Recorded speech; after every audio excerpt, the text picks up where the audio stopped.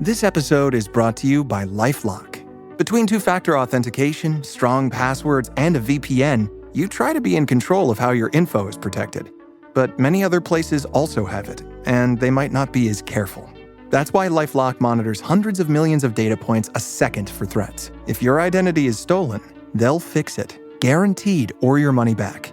Save up to 40% your first year. Visit lifelock.com/podcast for 40% off. Terms apply.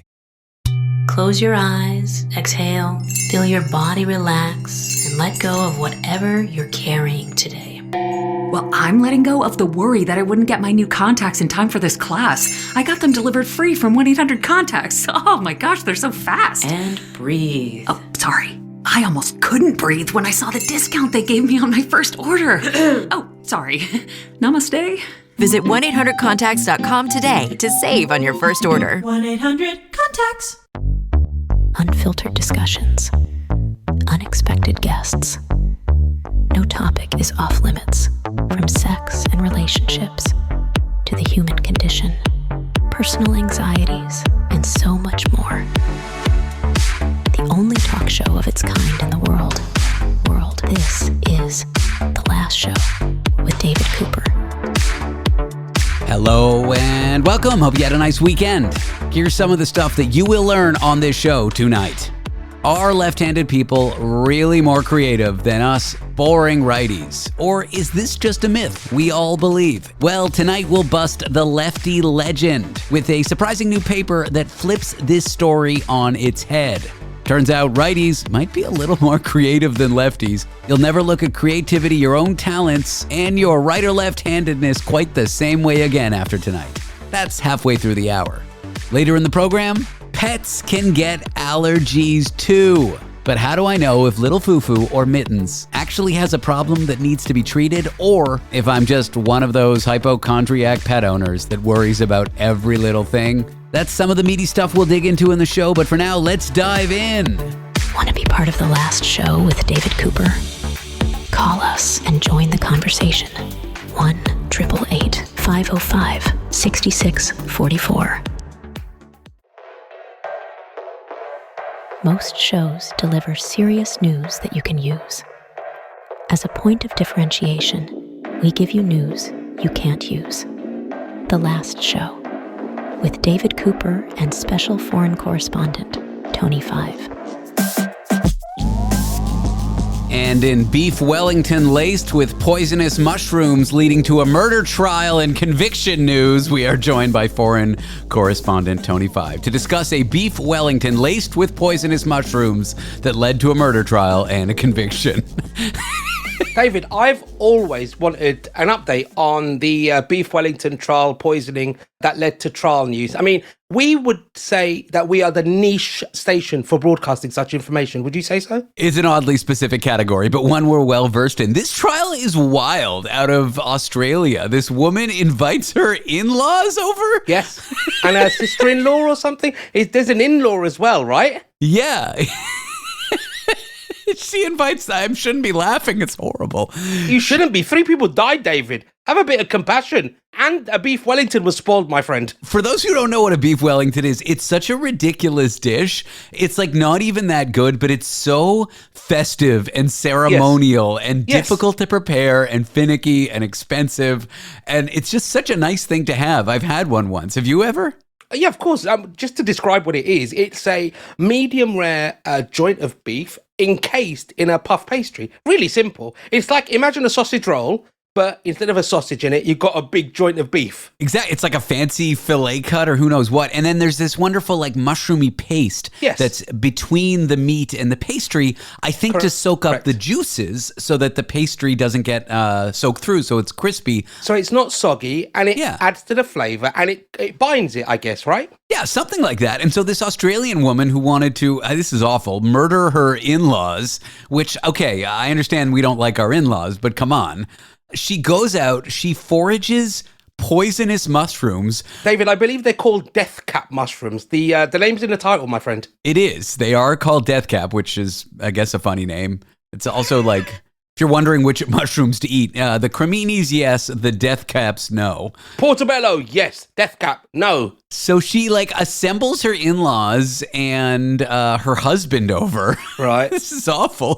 For a festive lunch where she serves them a wonderful dish. Who wouldn't want to go over to someone's house for a beef Wellington? I would, and I still do. She invited me. I refused it that day. Good thing. Yeah. Anyway, she has them over. She makes this beef Wellington. The mushroom paste has the death cap in it. Yep. This is next level psychotic murderer behavior. It's like a real life version of Dexter, right? She's gone through so much trouble to kill these 4 people. When you think about it, making a beef Wellington is difficult enough, right? Now you have to make it with a poisonous ingredient and make sure, I'm awful for that. I'd be dead 10 times over because I cut a bit of it. I have to eat it. I have to taste the sauce. I mean, me and my dog would be dead. Apparently, death caps have a pleasant mushroom nutty flavor. They're not like most poisonous things where you immediately put the berry in your mouth and you're like, bleh, that's disgusting. Are you worried that Big Mushroom might be listening to this? I hope not. I hope Okay. not. She maintains her innocence. She says she accidentally foraged it. She unknowingly did it. Okay. 3 of her in-laws die. Her, I think now ex-husband, rightfully so, survives barely. Yes. And she's been convicted. I think she has not been... No, not yet. Not yet. She's awaiting conviction, I believe. No, awaiting sentencing, Tony. Oh, God, so she's been convicted. So, can you imagine she goes and her first meal was like a mushroom on toast? That would be amazing. Do they serve that in Australian prison? That I don't know. Yes, it's one of the delicacies. All mushroom-based food is available in Australian prisons. So yeah, they're saying she could get life for murdering 3 people and attempted murder of the other. Well, I would hope so. She showed little emotion while the verdict was being read. This is a bizarre case of news. Do you reckon she'll have a big cell or a small cell? Do you think she'll complain? Because them small cells, David, there's not much room. Yeah, God. Yep. That's a good one. Well done. Thank you. She did lie to the cops after they caught her. What did she say? I don't know. She just missaid some facts, which makes it made the whole thing seem like she was lying because she did not admit she was guilty. She maintains it was an accident. Oh, well, and she still hasn't. I mean, the thing is, couldn't you go on there her search things on how to kill people with mushrooms or does a death cap mushroom taste nice? Should I add double cream? How much salt and pepper do you need to cover the taste of death cap mushrooms? Her search history. I wonder if her Google search history was admitted into the trial. I admittedly do not know that.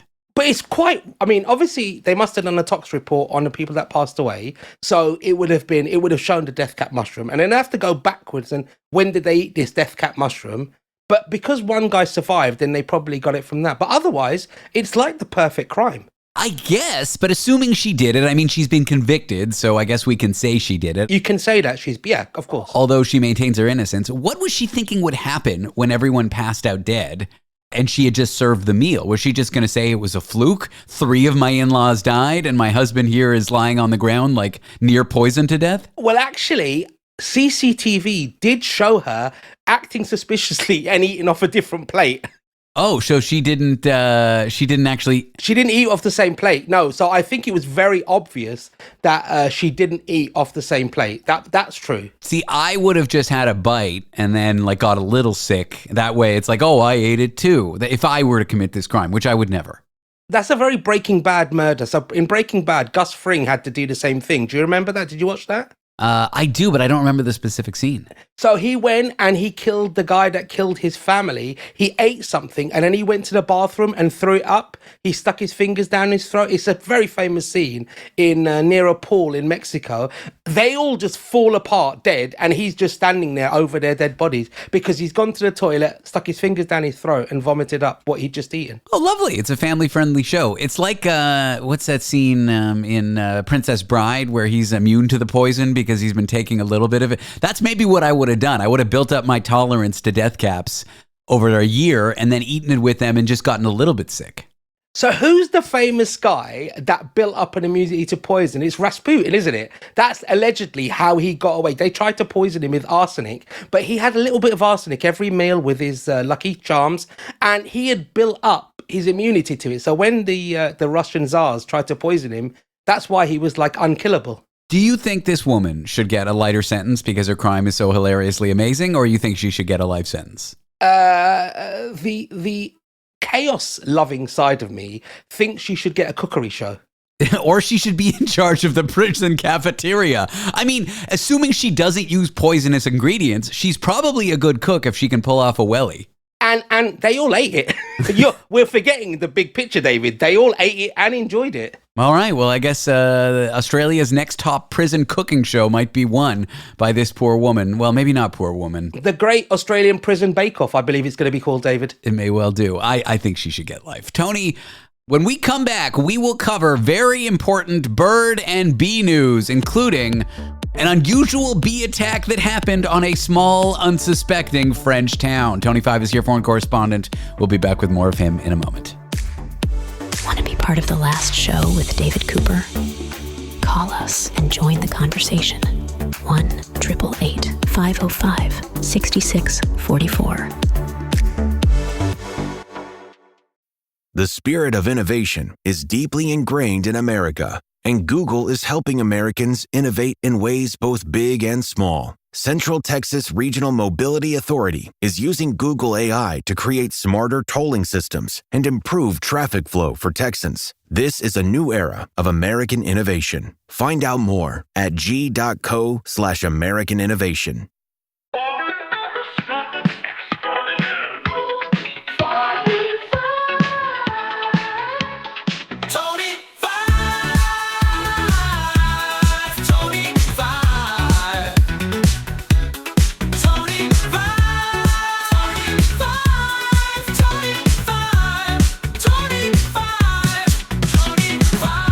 We are here on the last show. I am David Cooper. We are jingle first, content second. And to that end, we are here with foreign correspondent Tony 5 in London, England. David, how were you told about the birds and the bees, my friend?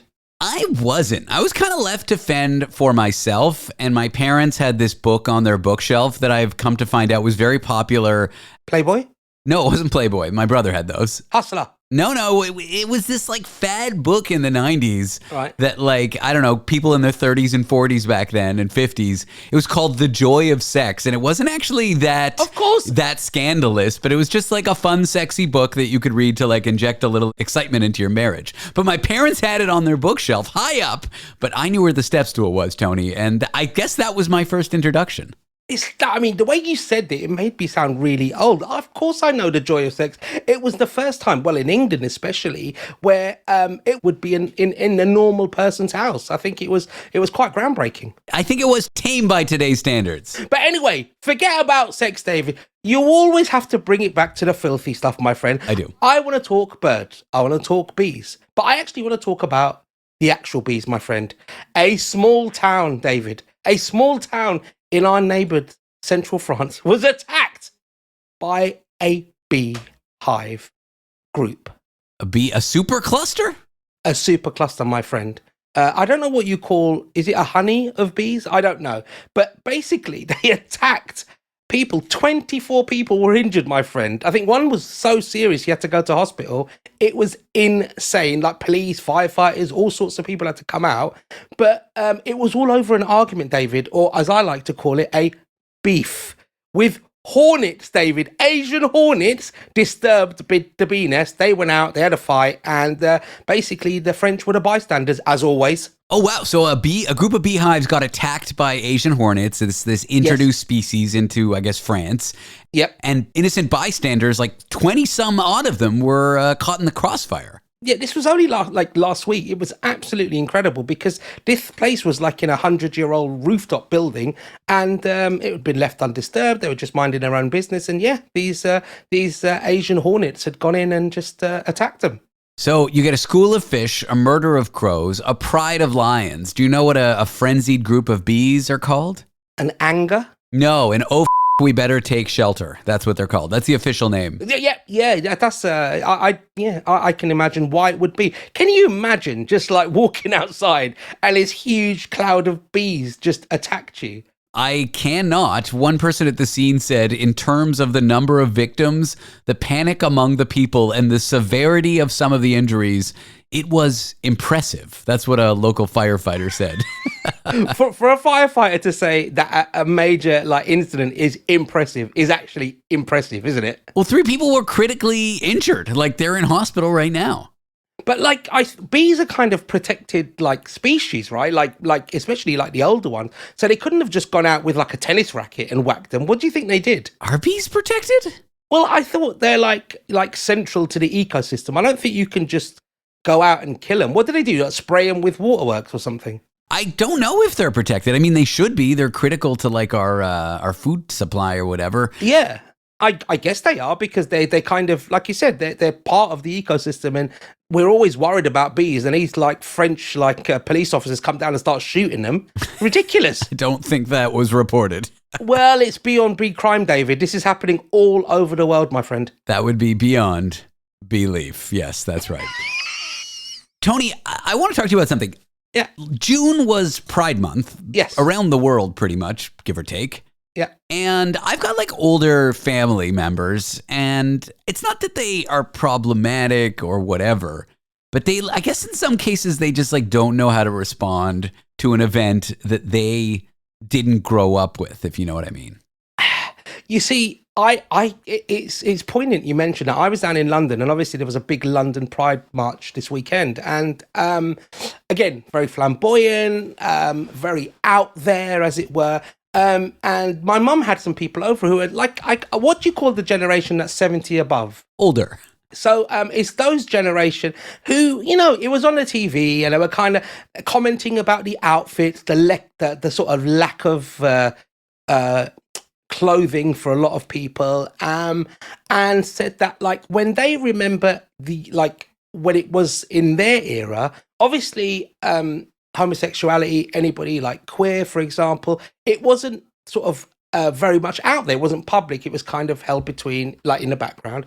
And when they did have these marches, they were very sort of organized. It was like a normal protest. It wasn't as flamboyant as it was. Now there's floats, and all major companies are sort of involved in it. And I think they find it quite difficult. I guess a lot of my mum and my mum's friends are very tolerant. And they're very accepting, because they've got nieces and nephews and grandchildren that might have come out. But you can see there's an element of discomfort, Yeah. They don't mind saying gay, but they don't really want to think about what gay people do. Yeah. It's funny. I think a lot of us have family members like that, or maybe people listening are the family members themselves, where it's yeah, there's no hatred, there's acceptance. Maybe they have a gay or queer person in the family, but the response to the parade is just confusion. They're just not used to it. Correct. The one sort of statement that I heard maybe 2 or 3 times is, I don't mind what people are or what people do, but just don't rub it in my face, type thing. See, I find that so annoying, because it's okay, I don't care who you are, just don't tell me, Yes. But I think the people who have these kind of views don't see it that way, and we gotta just kind of be accepting, especially older folks who didn't grow up with this stuff. Yeah, I sort of asked them to expand on it, and then they sort of bring it back to sort of religion and religious conversion, right? And I'm like, well, they're not trying to make you gay, they're just saying they're gay. And I get that the religious aspect, yeah, sometimes they are trying to convert you to their beliefs, but I don't think gay people try. They're just trying to say, well, we're gay, and it's just kind of normal, right, for us. Did any of your older family members who are worried about conversion walk away from watching the parade on TV gay? Yes, 2 of them. No, they didn't, you jerk. What are you talking about? My grandmother, who's 94, she's joined lesbian Tinder, and my grandfather, who's 81, he's just joined. I think it's called, what's that? Is it Gaydar? It might be a Grinder, probably. But I think the best argument towards someone who says that is well, you just watched this. Do you feel any different? And the answer, of course, is always going to be no. Unless it is yes, in which case, great. They've discovered themselves at an old age. Oh, yeah, exactly. Repressed for 85 years. And on the 86th year, because of pride, they came out. Look, I have my own relationship with religion, but I have a Jewish background. But when someone explains their beliefs to me, I don't walk away feeling, oh no, I was just converted. Yeah, I'm a Mormon. I'm a Mormon now. So I just don't think that's a great argument. I see where the argument comes from. Yeah, me too. And I see why when people are in they're only surrounded by people their age, in their community, with their same views, they can get there. But I think there's a way to talk to them. Yeah. And I just think it's an interesting thing that can come up with the older generation. Personally, I think I always go back to if it was your family member and they had this thing, this whole part of them that they couldn't express, they couldn't expose, how would that make you feel? And I think it's great if, to be able to be accepted by everybody and not persecuted. I think it's the story of life, right? Like people have always had something different and not been able to just express it. Good for them. Like, I like chicken, David, and I'm not afraid to say it. Exactly. Maybe you would have been persecuted in the days when the chickens ruled the world. Poultry and proud, my friend. Poultry and proud. Tony Five, foreign correspondent, London, England. Tony, thank you for being here. David, always a pleasure. I like chicken. Up next, are left-handed people really more creative than us righties? Or is that just a myth we'd all like to believe? Do you find yourself jealous of lefties, thinking they use that creative side of the brain where we dumb righties don't? Well, we're busting the lefty legend up tonight with a surprising new study that flips the script. Turns out, lefty does not equal artist. Yeah, I know. And yet, everyone seems to think it does. Why? We'll answer in a few minutes. And you may never look at creativity, your own talent, or which hand you use to write with the same way again. That after the break.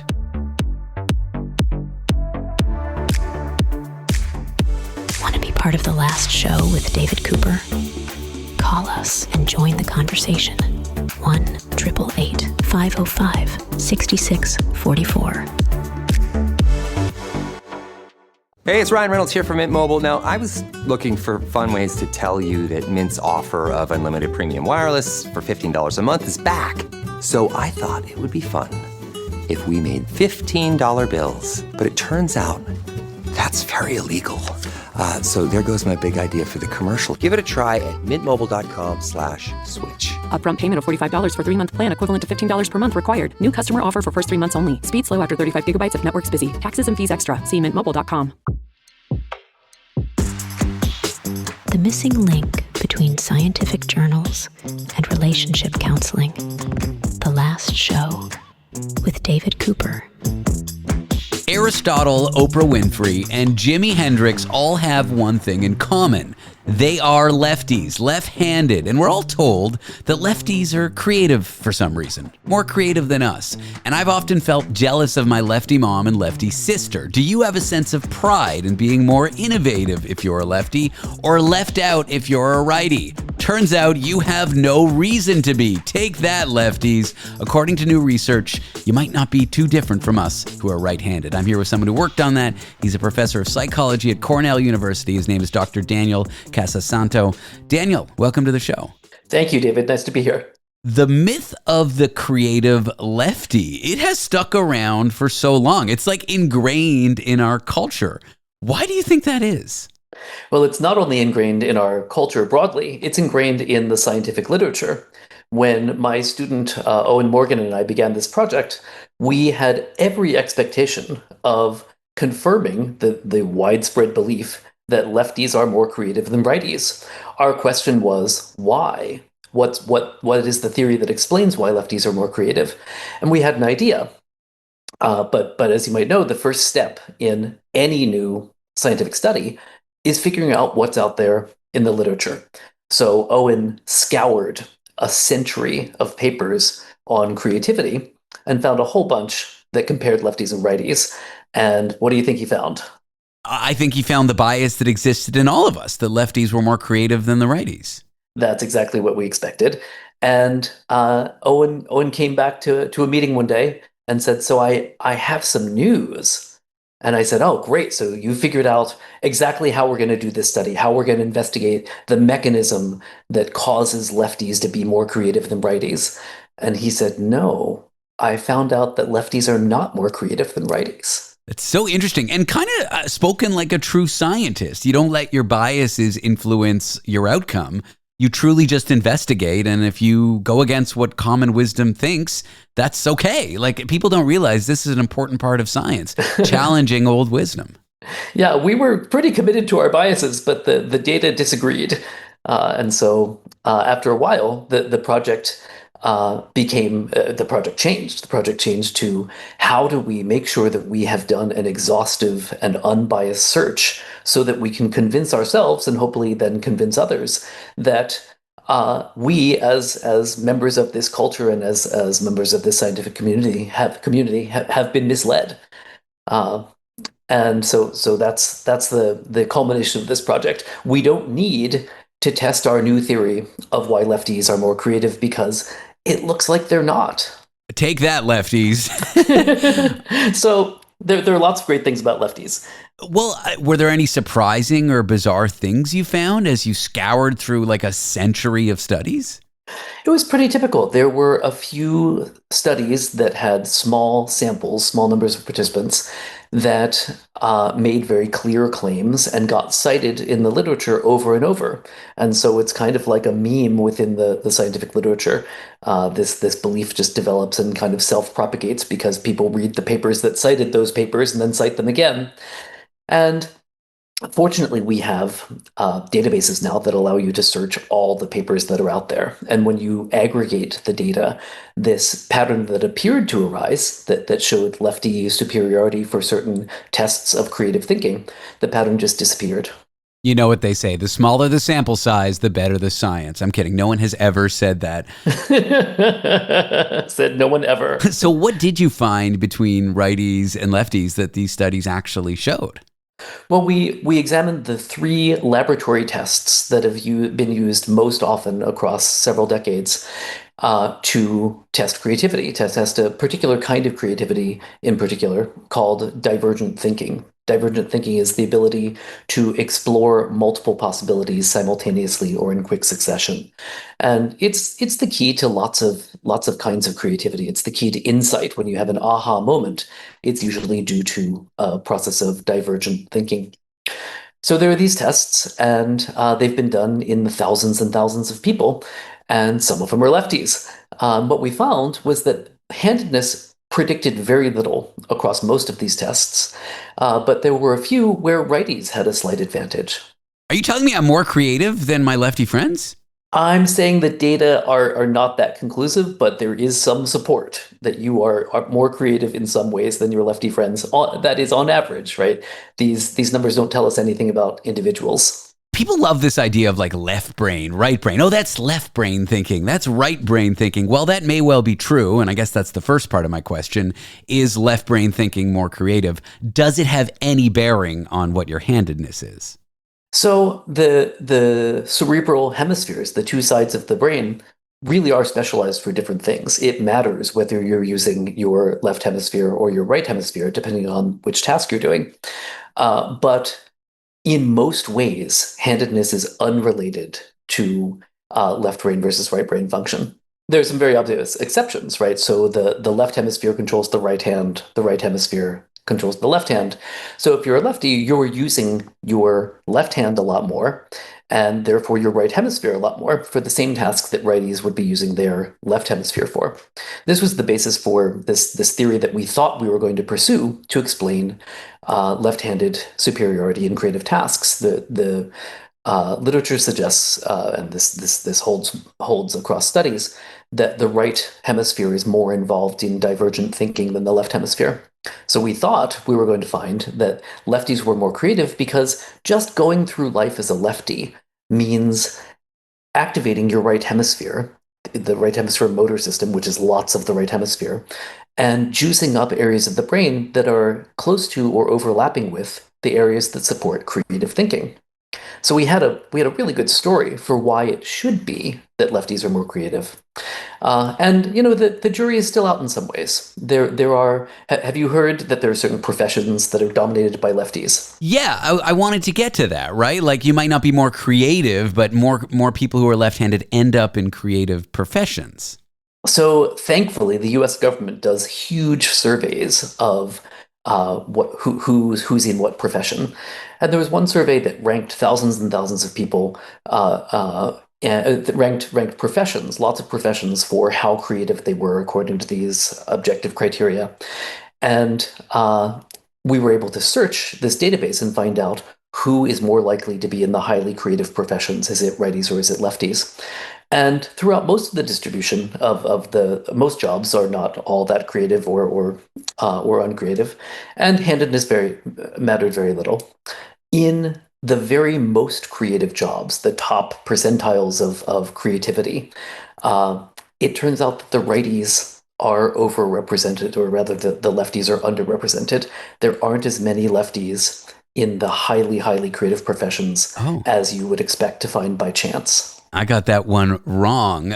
My last question here, this myth of the tortured artists, that they're lefties, that somehow mental illness is linked to that, it seems to persist in public imagination. Why do you think we've found this myth so appealing?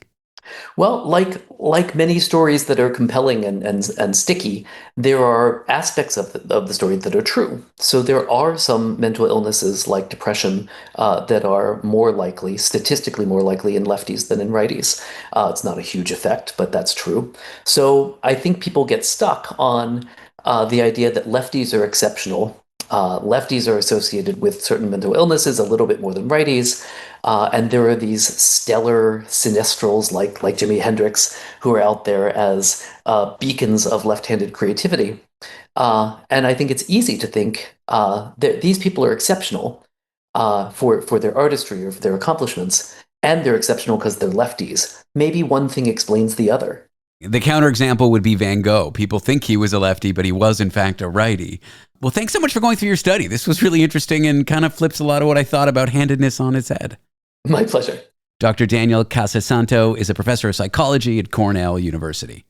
You may think a strong family is necessary to raise a kid, but look no further than to the chimpanzees to see that moms without much family but strong social connections do better with their babies. They're better moms. So could friendship, not necessarily family, not only shape the world of a chimp, but possibly yours too? A question we'll explore in just a few minutes.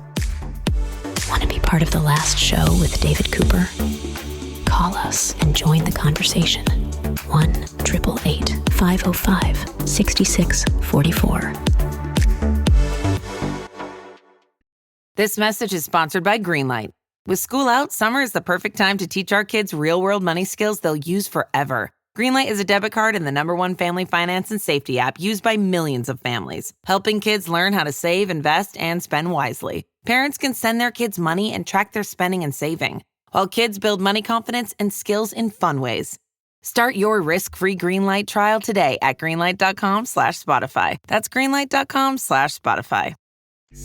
Broadcasting intimate details and useless information from an undisclosed location in New York City. The Last Show with David Cooper. What if your friendships mattered more than you realized? Not just for fun, but for survival.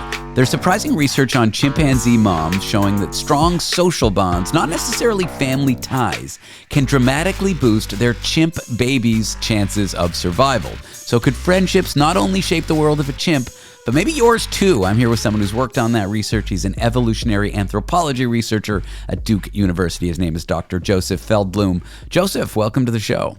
Thanks so much for having me. Basics here, the social connections in chimpanzee moms. Why study that in the first place? What sparked your curiosity? Well, there's been a lot of research in a lot of species about sort of why you would have social relationships in the first place, right? And so as a biologist, one thing we always say is that natural selection operates by competition, right? So we expect a lot of competition among animals. So then why would you form these friendly social relationships where you're kind of devoting all this time and effort into sort of maintaining the relationship, supporting other individuals in kind of risky situations and you know, spending all your time grooming them. So like they're doing all this stuff. So the question is, why would they be putting all this energy into it? And it seems like there should be some kind of benefit. And so we're curious what that is. I know chimps are our distant cousins, like more than first cousin, definitely more than second. But The most analogous thing in human relationships would be like the single mom. You'd think that having family around would be the best thing for a family, but having strong friends turns out to work out really well for chimps. Was this finding surprising, and can you tell me more about it? Yeah, so the finding was definitely surprising. There's very little paternal care in chimpanzees. And so we are definitely dealing with single mom sort of analog situation here. And so it's particularly surprising because in a lot of species, a lot of primate species, what happens is that males leave the group that they're born in when they reach sexual maturity, right, to avoid inbreeding. But for chimpanzees, it's the other way around. Females tend to leave. And that means that a lot of females don't have access to close kin. And along with that, sort of, we see that females are less gregarious, right? They spend less time in social groups, particularly in the kind of chimpanzees that we study. And so, these females, don't have a ton of support. They don't spend as much time being social as the males do. And so it is, and we know that males are, devoting all this time to all this social behavior. So the question is like, are females benefiting from these relationships too?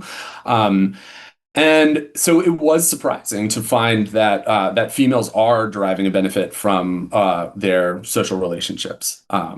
And so what we did was we were really interested in, how to measure social relationships in females. And so what we did was we kind of indexed the amount of time that they spent grooming each other. So that's kind of like they sit around and pick little ectoparasites out of each other's fur, and also just like spending time together in small groups, and from that, you can kind of determine who has a stronger social relationship with whom, and who is spending more time kind of being social with other females than whom.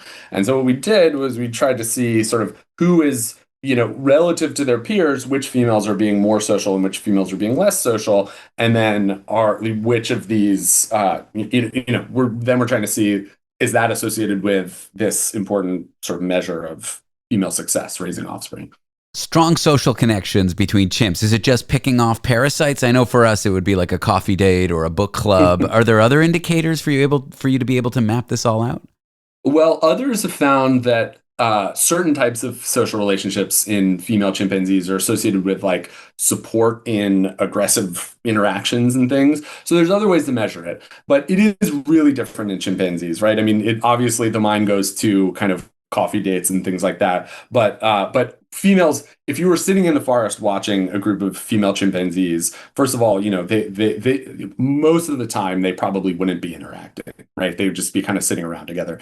But if you have enough data, basically we took data from like a whole year of observing chimpanzees, and you can kind of tease out these differentiated social relationships. And that's so, they're grooming some, they're spending time together, and sometimes that it produces these sort of additional kind of higher impact sort of social support situations. But sometimes it's just boring. They're just kind of sitting around resting. The meat of this, assuming a mom has those strong connections you've observed, how does that lead to a better outcome for the mom's kid? Yeah, so we don't know exactly why, exactly what the behavioral mechanism linking social integration to offspring survival is. But the thing is, something like, I wish I remembered this better, but something like 25% of offspring die in the first year after being born, right? So this is like this very serious period of like offspring peril. And so what we did was we found that females that are more socially integrated in this year before giving birth have much better success raising their offspring through this critical period. And then you can sort of look further out and look at offspring survival further out, and we find that their offspring survival increases to age 5 also, which is when babies are weaned and they kind of spend more time off on their own. They have to get their own food, etc. You mentioned you don't quite know the reason why. You've just observed the outcome. Do you have a favorite theory as to what's going on? Okay, 2 ideas. One is that it could be that females that are spending more time with other females in this and more social with other females in this period before giving birth are like in better condition, right? They're able to feed better, because they have their girls with them, and so they're in better condition, and so they're just sort of more energetically prepared to raise their offspring after birth, or their offspring are in better condition. Or it could be something like, another thing we found in the paper is that female social integration in the period before giving birth is associated with female integration after giving birth. And so it could be that sort of they have better support, or other females are more tolerant of them in the period after giving birth. And so that, and so that allows them to feed more efficiently, or sort of receive less aggression, and therefore their offspring receive less aggression in that period. So, chimpanzees basically do horrible things to each other, right? And so you need social support to avoid these horrible things happening to you if you're a female chimpanzee. They're more similar to us than we'd like to admit in that way. Yeah. I know this next question is going to move away from the facts and more into the theories or into the speculation here, but do you think your findings tell us anything about human moms or about friendships in human moms leading to better outcomes for their kids, or would that be too much of a stretch? Well, what I would say is that it's definitely the case that we have good evidence that similar things are happening in humans. So from different sorts of societies, females that are more socially integrated in humans have better offspring outcomes, right? What I think this tells us is something about the evolution of that phenomenon, right? So like we can kind of pinpoint the existence of the relationship between social integration and offspring survival further back in evolutionary time, and say that like this, we know that we are kind of obligate cooperative breeders as humans. We rely on each other to raise our offspring, and something to that effect was happening in the last common ancestor of chimpanzees and humans. Joseph, I've enjoyed the chat. Thanks for going over your study with me. Yeah, thanks so much. Thanks for talking about it. Dr. Joseph Feldblum is an evolutionary anthropology researcher at Duke University. After the break, you either know a hypochondriac pet owner who's worried every little possible thing with their pet is an emergency, or, like me, you're that pet owner yourself. Regardless, it's hot. A very hot summer on record indeed. And pets, well, they overheat. They can get heat stroke. So how can you recognize the signs and treat little foo-foo, and not be such a hypochondriac, and actually help your pet if that help is needed? We'll figure that out with a veterinarian on Vet Talk in a few moments. Want to be part of the last show with David Cooper? Call us and join the conversation. 1-888-505-6644. If you went on a road trip and you didn't stop for a Big Mac or drop a crispy fry between the car seats or use your McDonald's bag as a placemat, then that wasn't a road trip. It was just a really long drive. Ba-da-ba-ba-ba. At participating McDonald's. Where intellectual honesty gets witness protection from social prosecution. The Last Show with David Cooper. It is all things animals on Vet Talk or Pet Talk, and Dr. Cliff Redford, a veterinarian who's got a podcast called Vet Life with Dr. Cliff, is here to join me. Cliff, welcome in. Thanks, man. How you doing? I am good. We all know pet owners, or we are guilty of being these pet owners, that are overbearing and that are constantly worried that any little thing wrong with their animal is like the end of the world, the animal's done for. I have messaged you no less than 17 trillion times when there's like a little bump on Tomato, my cat, and he scratched himself. And you're like, oh, it's fine. If it doesn't go away in a week, go to the vet. I feel like that's your default answer. But yeah. I go to someone who you're paying. That's what I basically say. No, you've given me good advice where you say like wait a week, or if it doesn't go away, it doesn't heal naturally, which is like calm down. I think that's the best thing you've given me, even though you haven't realized it. It's either like calm down or take your pet to the vet immediately, which is really what I'm asking for. Okay, fair. Good. I'm doing my job. During the summer, things crop up for pets, and I think it's important that people know what to look for to manage it so that they don't feel like they're going crazy. They don't feel like little foo-foo, their 2-pound chihuahua, is a goner or is just dealing with, like, I don't know, sneezing. That's a normal part of life for any animal.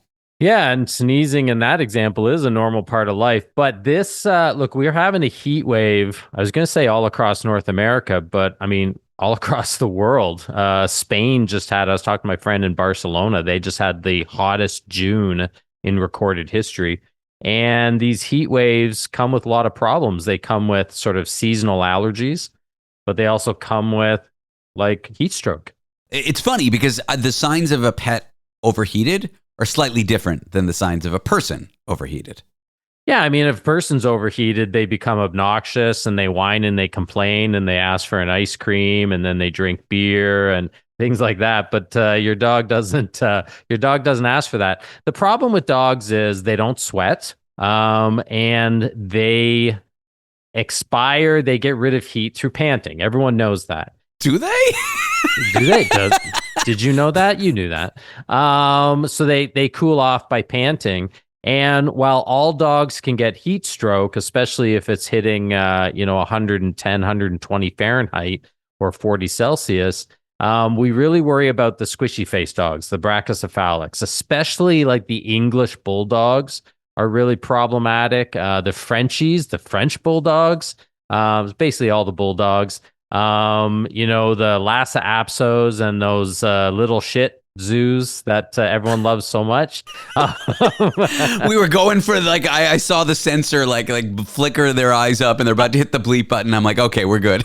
I got you on that one. And anyways, so they can't pant properly anyways. And so you have to know not only that animals can get really, really hot and suffer from heat stroke, but you do have to know the signs. So you basically, obviously the panting will become uncontrollable. It'll even become audible. Like they will pant so loud, they'll be like this sort of sounding. That's my Schwarzenegger impersonation. So if they're breathing heavy into the phone, like that weird guy that calls you every night at 8:45 p.m., that is a concern. Their gums and their tongue will become brick red because the body is shunting so much blood to their gums, so much blood to their tongue that they're trying to flush out heat. Then they'll get weak, they'll vomit, they could pass out. There's all kinds of problems. The one thing you don't want to do though, if your dog, you don't have one, but if your dog is suffering from heat stroke, give a guess what the treatment is. What do you think you got to do?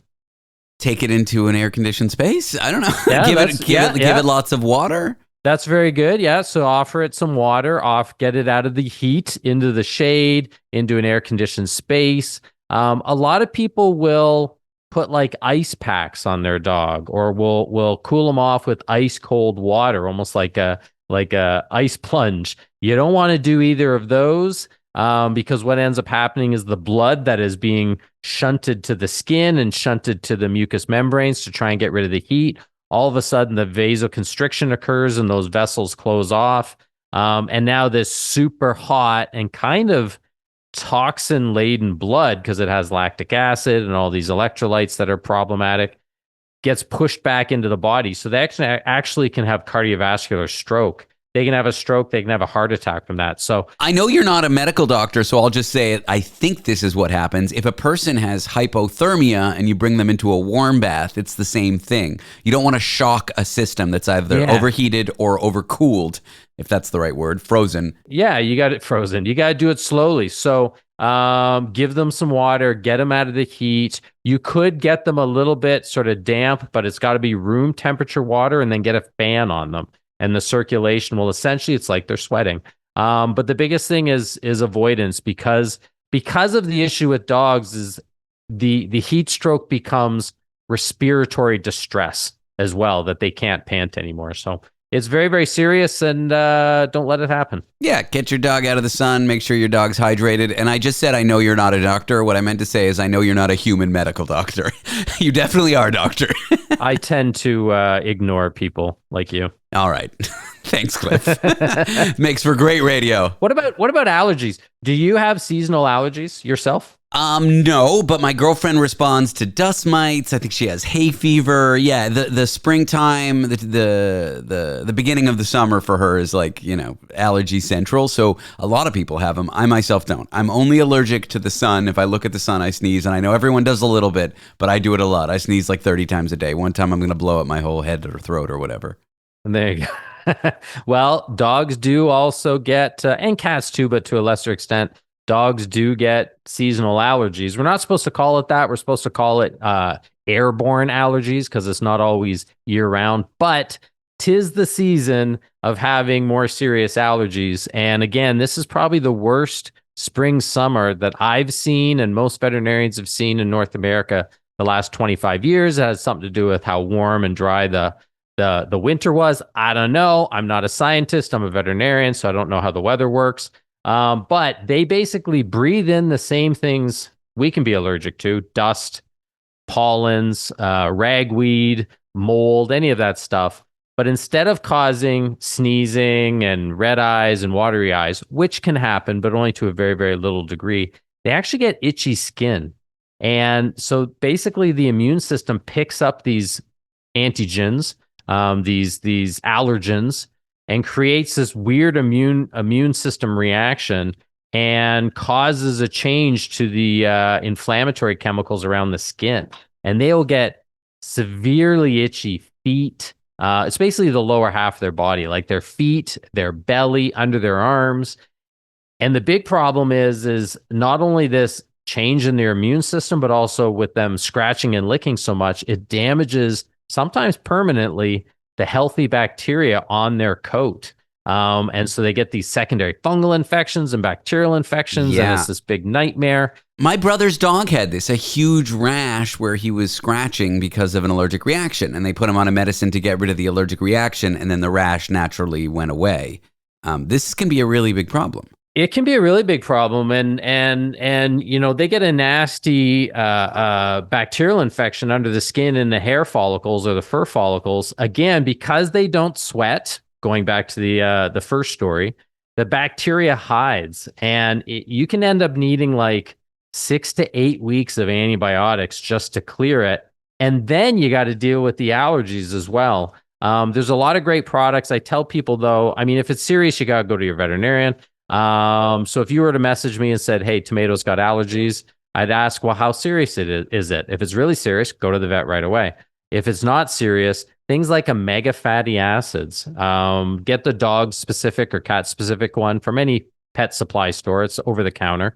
Putting it in their food and even doing it year round. It's good for their joints, good for their heart, reduces cancer, helps the skin. Basically, if you do omega fatty acids, you may never have to go to the veterinarian. I'm just kidding. Sort of.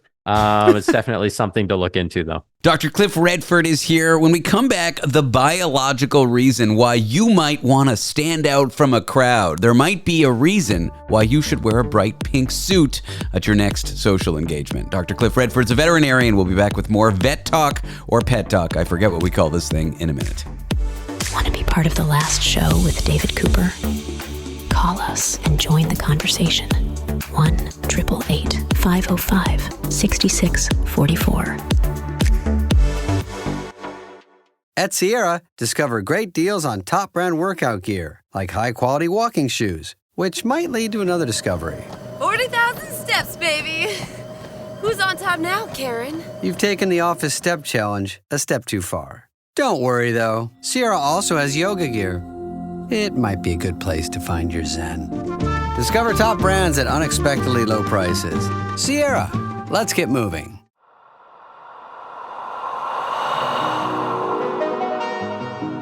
The show that asks the questions other shows are afraid to ask. The Last Show with David Cooper.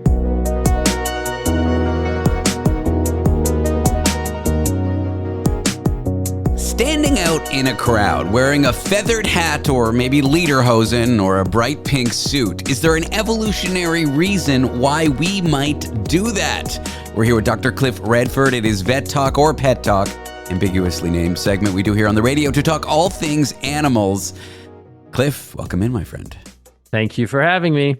Look, sometimes you're out in the woods and you see a bug, a frog, an animal, and it looks startling. And you think that's a maladaptive response. Like, hey, look at me, I'm a frog, come eat me, I'm bright red. Not so much. Animals tend to leave brightly colored animals alone. So much so that there's like butterflies that look like other butterflies for various reasons, just because they're brightly colored. And it's all called aposematism, which sounds like aposematism. Yeah, we know what it sounds like. I didn't know what this word. I was trying to figure out what the root word was, and I was breaking it down into what it sounds like in Greek. And I was like, nope, because then, anyways, aposematism, great word for if you just are in the middle of a conversation. You could see somebody, you go to a wedding and they're wearing like this really bright, loud, flowery sort of suit. And you could say, hey, that's a pretty nice aposematic outfit you got going on there. I guess you got to depend on who you're saying that to. And you got to make sure you say those words properly. Aposematic. Yeah, as a Jewish person, it sounds a little off, but I know it has nothing to do with people and everything to do with animals. That's right. So aposematism is standing out from the crowd, and it is used as a survival mechanism. And you talked about the brightly colored frog. So the poisonous dart frogs in the Amazon, they are brightly colored to warn other animals. And by warning other animals, they themselves don't become victims of being preyed upon, and then the animals don't die from the poison that these frogs contain in their body. And they'll use anything from unusual colors, unusual scents. They'll do the sort of opposite of blending into their surroundings. They'll even hang out with other animals that don't look like them. And it's just, hey, you're the odd one in the crowd, and I got to stay away from you. And then you talked about the two butterflies. Yeah. So like the viceroy butterfly is quite toxic to birds. So a bird knows not to. They've learned over, hundreds of thousands of years, 20,000 if that's how long you believe the earth has been formed. Hundreds of thousands of years, these birds have adapted to learn, okay, do not go after that gorgeous orange, white, and black viceroy butterfly. It's toxic. Have you ever seen a monarch butterfly up against a viceroy butterfly? They look very similar. They look extremely similar. And the monarch butterfly is not dangerous for birds to eat, but the birds can't figure it out because they got these little bird brains. I couldn't figure it out either. So now I'm going to stay away from all of them. So they actually, though, that is not called aposematism when you're faking it, trying to make it. That is called Batesian mimicry, and that's looking like an aposematic animal. What are some other examples? So there's... Well, I'm very excited to say that you're wrong. It's the monarch that's toxic and the viceroy that mimics the monarch. No, I think you just think it's the monarch because they look like the viceroy. No, I think you swapped them, but regardless, the point is correct. This idea that in nature, we've got brightly colored animals announcing, hey, I'm toxic. And then we have an animal that kind of looks like it that isn't toxic, hijacking. Fake, fooled you. Yeah, they're faking them out. It's called Batesian mimicry. Another one would be and I hope I get this one right, the venomous, is it the coral snake that's venomous or the king snake? I don't know which one is venomous. I just remember they're both red, black, and yellow. And there's a rhyme where it's like red to black, friend to Jack, red to yellow, dangerous fellow, or something like that. Basically, if you see a red, black, and yellow striped snake, stay away because 50-50 chance one of them is toxic and the other one isn't, and you don't want to take a chance. I would say stay away from all snakes because I know those little black snakes, black and yellow snakes, I think they're called garter snakes. They're not poisonous and they're fairly docile. And so I was a little kid in the woods with some friends being like, oh, I know this snake isn't poisonous. So I go to handle this huge garter snake fearlessly, and this little sucker bites me. And I have 2 fang marks on my finger and they're bleeding and I just got bit by a snake. I never touched a snake again. Why handle a snake? It's just not worth it. In the end, be kind to animals, as I always say. But I mean, for me, the best example, and it's certainly local here in North America, is the skunk. The skunk, you see him from a mile away. They are black with the brightest white stripe up their tail. And as you get near them, they flick their tail to say, don't you see these two opposing colors? There's a reason why I'm not blending into the environment here. Come closer, and you're gonna get a face full of stunk stinks. So yeah, that's the classic fudge around, find out animal. The skunk, it's like, yeah, you can see me. I'm brightly colored. I'm right here, and I'm in your face. You better leave me alone. I'm not marked like this for no reason. Exactly. Yeah, and the same thing happens with garter snakes. If you fudge around, you're going to find out that they still bite you. Yeah, I mean, they're not poisonous. I live to tell the tale, but I should have known better. The snake did not want to be handled. It did that little figure eight thing, that about to attack position, and I might have even hissed at me, and I'm like, you know what? I know for a fact this thing isn't poisonous. I'm going to pick it up. Bad decision. You know what also isn't poisonous? Orcas. Okay, yeah. There's a reason they're called killer whales. Yeah, you shouldn't call them that. They're not killer. In fact, they can be friendly and they can actually offer food to humans. Did you know that? What'd you think of that segue? I think that's why you're the best in the biz, Cliff. Yeah. I'm the best veterinarian you have on your show ever. They are insanely smart, orcas. It's weird. They could take down people, but I think they're smart enough to know better. They're like, okay, they're small, but they got guns and boats and harpoons. I might want to leave them alone. And they occasionally grab our cousin and make him live in a tiny little aquarium for our amusement. We're going to look back, generations from now, we're going to look back at us in the, 21st century, and we're just going to be ashamed that we kept orcas and dolphins and all these super intelligent, super social marine mammals in these aquariums. But anyway, so the reason I brought this up, the Journal of Comparative Psychology was comparing the psychology of animals in a journal format. And they looked at studies or reports. They looked at reports over the last 20 years, and they found 34 cases of orcas sharing their prey, sharing food with humans. Now, some of these cases, about half of the cases, the humans were in boats, and a small percentage of the cases, the humans were on the land, and the orcas came up close to the land. And then the rest, the humans were in the water. Can you imagine swimming? I mean, I know orcas aren't supposed to be dangerous, but can you imagine swimming and there's a pod of orcas? One comes up to you and dumps a torn apart seal at your body. And that's what's happening. And they know that orcas share food amongst each other, amongst themselves. They do it to strengthen bonds. And they believe, they surmise that these orcas are doing it to try and either build relationships with people, to just learn about people. So they're kind of doing studies on us. I wonder if they have their own little journal of comparative psychology. And then they're also possibly trying to manipulate the relationship and actually say, we're going to make you our friend so that you don't steal us and stick us in an aquarium. But orcas are pretty amazing. The seals wouldn't think so, but pretty amazing killer whales for sure. It shows that maybe they're more friendly despite their name. That's right. Killer whales. And they're black and white and they stand out. Look at that. Yeah, and they'll mess you up if they want to. They'll mess you up. Dr. Cliff Redford, check out his podcast, Vet Life, available wherever podcasts are streamed. Cliff, pleasure having you on the show. Thanks, man. Up next, how to make $1 billion by fooling everyone into thinking you're a robot. Probably. Here's what's going on. Fake AI influencers on social media are raking in real money. How does it work? Could you make this cash too? And what happens when we can't tell what's real on social media anymore? We'll explore these big open questions with you in a few moments. Want to be part of the last show with David Cooper? Call us and join the conversation. 1-888-505-6644. This episode is brought to you by Progressive Insurance. Do you ever find yourself playing the budgeting game? Well, with the Name Your Price tool from Progressive, you can find options that fit your budget and potentially lower your bills. Try it at Progressive.com.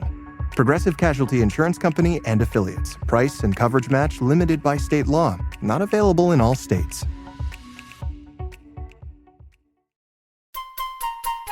Taste the forbidden fruit of knowledge.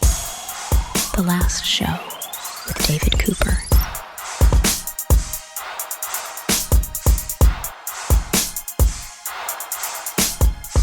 The strange, fascinating world of AI influencers. Yes, I'm saying fake people making real money online. Why does it work, and could you make cash this way too? And what happens when we can't tell what's real on social media anymore? So if artificial charm is changing social media, how does it change what flows out of your wallet? We're here to discuss with someone who's recently written on this. He's a freelance journalist and writer. His name is Eric Hal Schwartz. Eric, welcome to the show. Thanks so much for having me. It's so wild that people find themselves connecting with pixels. Why do people follow and emotionally engage with influencers who don't actually exist? Do they just not know better, or do they just not care, or some combination thereof? I think it's definitely a combination. You have to remember part of it is the rapidity with which this technology is sort of spread. I mean, it used to be like, it was never a question whether an image was made using a computer. And now you look at it at some of the more advanced ones, and you can tell, but you have to make an effort, or you have to check to see if there's any weird hand shapes or things like that. And I think that there's an understanding of a trade-off on the business side, where it's like some people will get turned off by these kind of things, but a lot of people, they engage with social media because they want to see something perfect or something beyond their normal lives. And what's more beyond your normal life than a person who quite literally never has to worry about showering or changing their clothes or oversleeping. And I think there's a lot of appetite for fictional relationships. I mean, that's how people engage with fiction in general. But when it comes to AI characters, suddenly there's no barrier between you actually talking to that person, whether or not they're actually a person. You know, when you see the lighting is wrong, or there's one too many fingers, when you see the signs, it's like so obvious that the image you saw was AI. But my first response when I see these images is to believe that they're real. Do you think we're just wired to respond to anything that feels human as if it were human? I think absolutely. I mean, people ascribe human emotions to animals, to inanimate objects, to concepts. That's the most human thing there is. And for better or worse, it's easy to apply that thinking to the marketing. I mean, that's how advertising works. It's not that we always believe the person using a product truly loves that product and uses it in their regular life, but it represents an idea of what could be happening, and so we will accept it. And I think the same thing applies to AI characters. I mean, in a way, it's only a couple steps beyond the real person influencer world, where, I mean, I don't know about all of them, but quite a few of them, I don't truly believe that they're constantly looking that good first thing in the morning, or that they're spontaneously living a very expensive lifestyle without any concerns ever. But that's the image they project, and that's the influence they're trying to convey. And this just takes it to another level where you don't even have to pay someone to pretend to care about your product. You can just create an artificial human to do it for you. Well, let's talk about the crux of it, the marketing, the making money. Just how much, and also just how, are AI influencers operating and making cash? I mean, in a way, it's, as I said, it's not too different from hiring, a human model to wear your clothes and especially now, write a sponsored post on Instagram or other social media platforms to say, oh, this is my new favorite thing. I love this. I use it all the time. And then, there'll be a hashtag ad. And now it's that plus hashtag AI or hashtag AI influencer. And brands see how sometimes this has happened organically. People will make, sometimes happens a sort of boutique group, or even an individual engineer will create a fake AI person and start posting as them, or create a backstory for them. And for whatever reason that persona takes off, suddenly the big brands come knocking the way they would with a real human who starts going viral, and say, hey, put my clothes on your AI character and have her talk about how much she loves them, and we'll give you this much money. And if the clicks start coming and people start buying it, then more brands will come. And that's how you get engineers making millions of dollars off their virtual models. I don't actually buy this argument in favor of AI influencers. I actually don't love the concept, but here's an attempt to say why this isn't a problem. Marketing is never real. Like 30, 40 years ago, we would be complaining about airbrushed models or, food styling. Like a big fast food chain takes photographs of their burgers and the burgers aren't real. They're sprayed with like a shiny substance that's toxic to make it look better. Marketing was never real. So is this really such a problem that it's just one step further in that direction? In that sense, it isn't, but the problems with that kind of marketing still exist now. I mean, the unrealistic expectations of how you should look or behave, whether it's a real person pretending or an AI person fictionally designed to do it, it can still influence you in negative ways and cause things like low self-esteem or trying to have a lifestyle that you can't afford and things like that. Those problems don't go away. And there's the additional element of, for all the discussion of how AI can take jobs, and there is some genuine concern about that. There's some bits of it that are overblown, but the real concerns are valid. And in this case, suddenly there are agencies that have expert lighters, expert photographers, and the models as well. I mean, it's not a nothing job. You do have to work hard to essentially at the high levels, I think, to be successful at it, but suddenly all those people can be replaced by something that's much, much cheaper and much easier to replicate. And I don't think that's necessarily a good thing. I'm a big believer in the idea that AI should be handling the tedious things so we can be more creative, not that it should handle the creative things and leave us just to the tedious parts of work. And so I don't like that element. And I do think, and as I said, it doesn't solve the problems of photo retouching and fake lifestyle choices. It just extends it to another level. It's so difficult to be a creative. It's like the worst industry to be in, and people do it because they're passionate and there's almost no money in it except for at the very highest levels. This is just sucking even more money out of it, isn't it? Yeah. I mean, it's not that I assume most people don't go into the lighting or the camera side of it because they've always wanted to be in advertising. They do it because they are interested in the creative side and they want to be part of that world, and this obviously pays the bills if they maybe pursue that. But I think this then suddenly all those people are not making those ads or running those advertising campaigns, and I think that like I said, it's a shame because that is the creative work that should be encouraged and made easier with AI, not made less available. Let's talk about if AI influencer posts are indistinguishable from ones made by humans. It's really actually not a question of if, it's a question of when, because the technology is getting very good very quickly. Should you have to disclose it? And then bad actors who don't disclose it, we won't even be able to tell if it's AI posts. Like, it's a kind of a worrisome landscape. I see social media like dying because of this stuff potentially.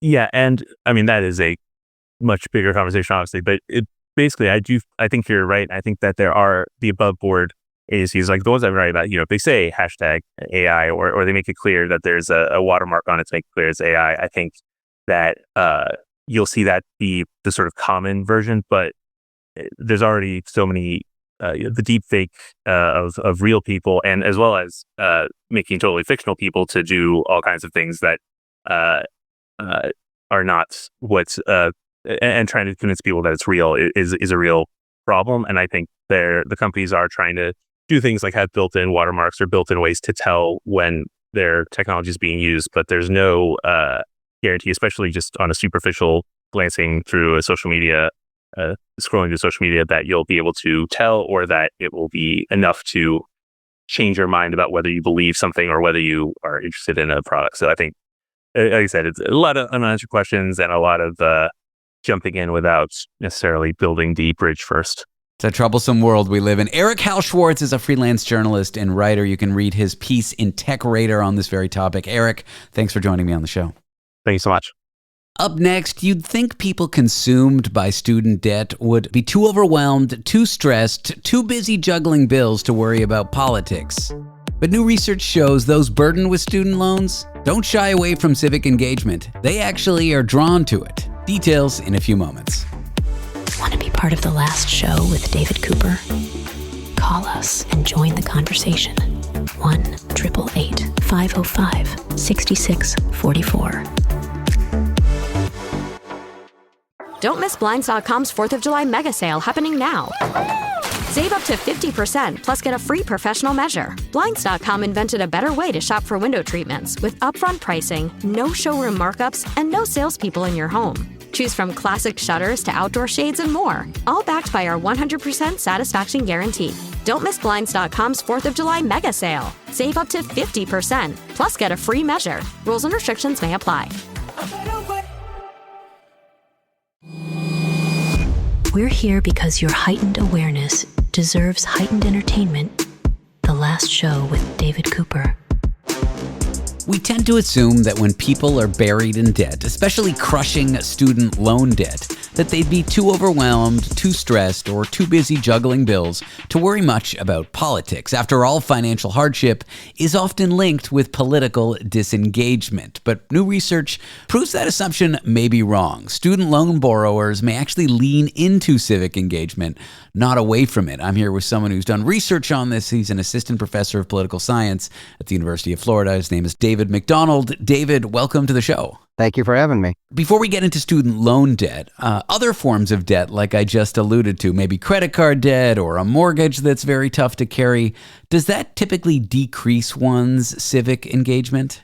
Yeah, so those things kind of mesh with what is called the resource model of participation. So Brady, Verba, and Schlossman have kind of been some of the big names who've talked about this. And they think about how different kinds of resources predict different forms of political participation. And a lot of research is related to this, builds upon it. But the basic idea is when you have fewer economic resources, you have less time to think about and engage in politics.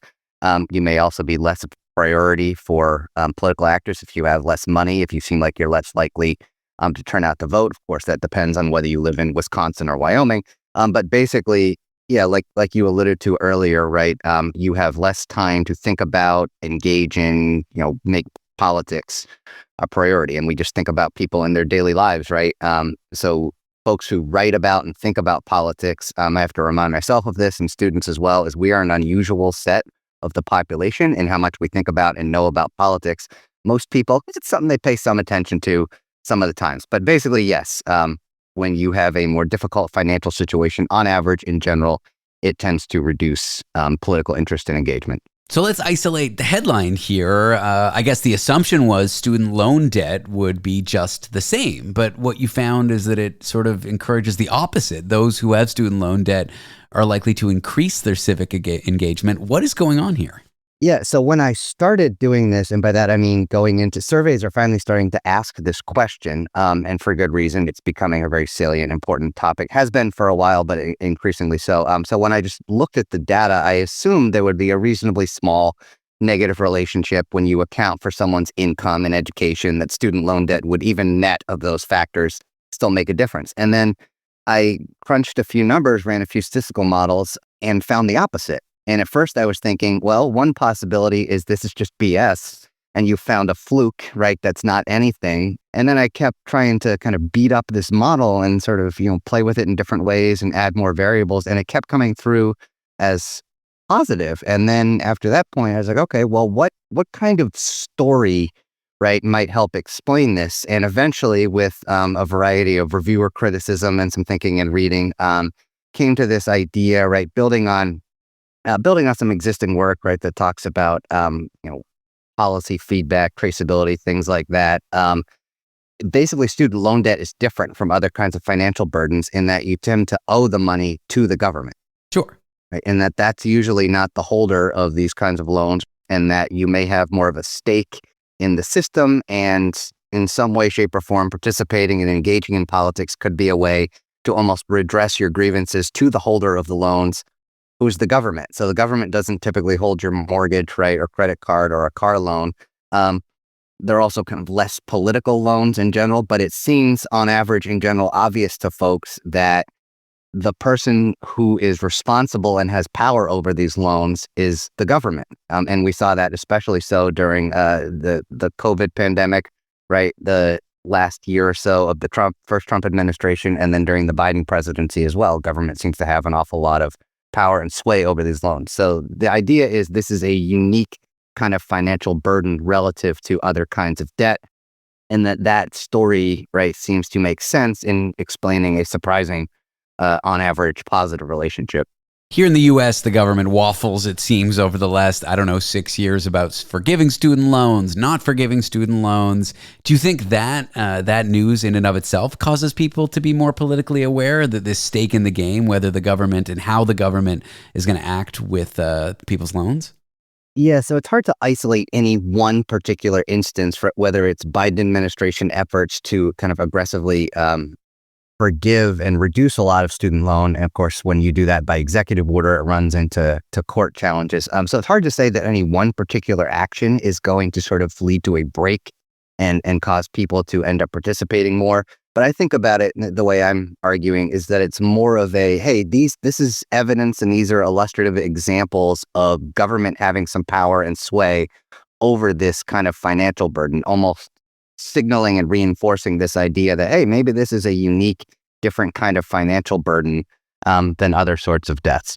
That people are using their student loan debt to get more education, be more engaged academically. Do you think that has an effect in it, that these loans are used specifically to get more education, and the fact that these people are getting more education would cause them to be more politically active, or is that a red herring?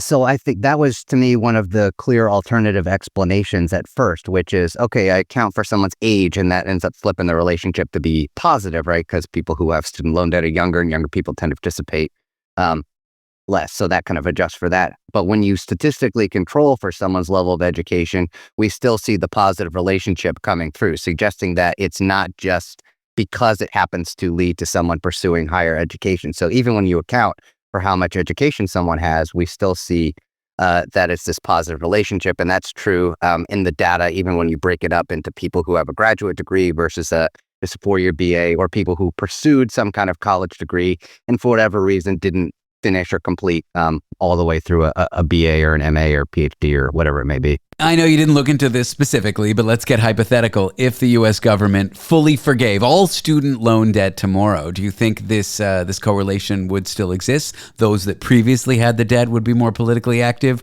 or once people get their checks, they've lost their stake in the game?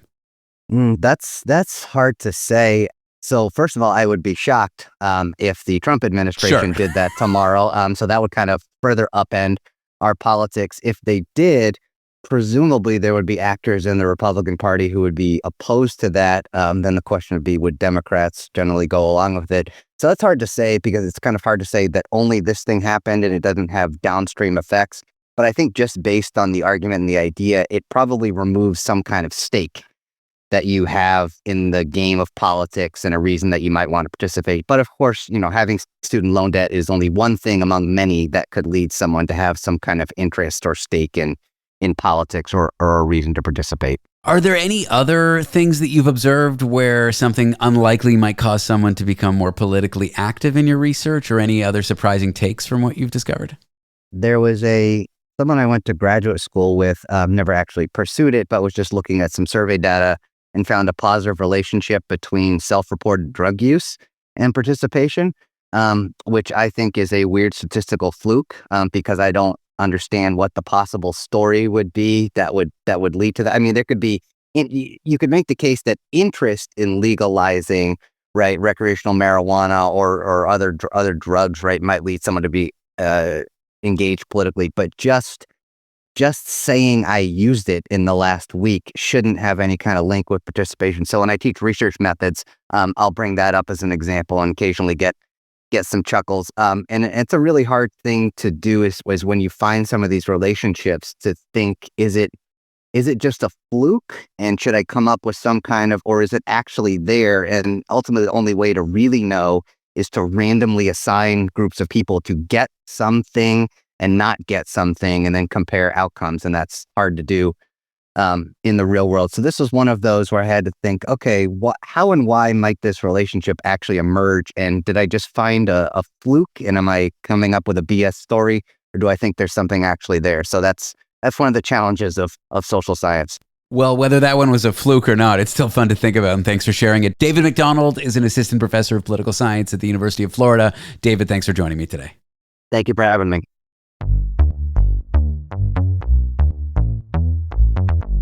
That's the show. Thank you for tuning into it. Don't forget the last show is available as a podcast. Head to www.lastshow.pizza. That's .pizza, not .com, and there you can find out more details about the podcast, including how to subscribe on your favorite app.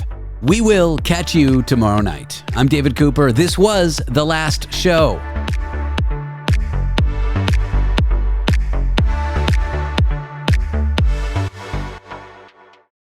Big Brother is back. Let's freak it go! This summer, the game gets hotter, the alliances get trickier, and the blind sides, brutal. Just a roller coaster of backstabbing and craziness. New house guests, new twists, same epic drama. Bro, I'm gunning for you. You're my #1 target. Who can you trust when everyone's watching? Game on, baby. Big Brother. New season Thursday, July 10th on Global. Stream on Stack TV.